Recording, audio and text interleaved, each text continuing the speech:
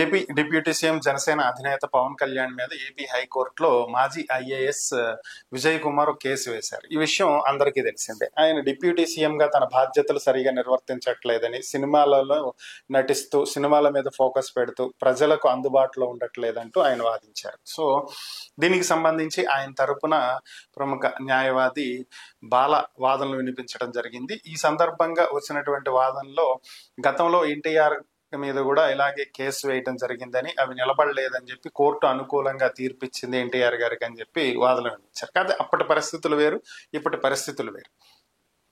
So ఆ రోజు వివిధ రకాలైనటువంటి ఇటువంటి చట్టాలు లేకపోవచ్చు, కానీ ఈ రోజు చట్టాలు మారినాయి, పరిస్థితులు మారినాయి, ప్రభావం మారింది.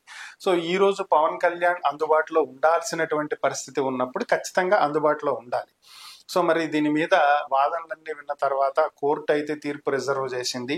సో రిజర్వ్ చేసింది కాబట్టి మరి ఏం తీర్పు వస్తుంది అనేది అయితే చూడాలి. ఒకవేళ పవన్ కళ్యాణ్కి వ్యతిరేకంగా కనుక తీర్పు వచ్చినట్లయితే తన డిప్యూటీ సీఎం పదవి రాజీనామా చేయాల్సినటువంటి పరిస్థితి కూడా రావచ్చు అనేటువంటి వాదనలు అయితే వినిపిస్తున్నాయి. మరి ఏం జరిగిద్దో చూడాలి.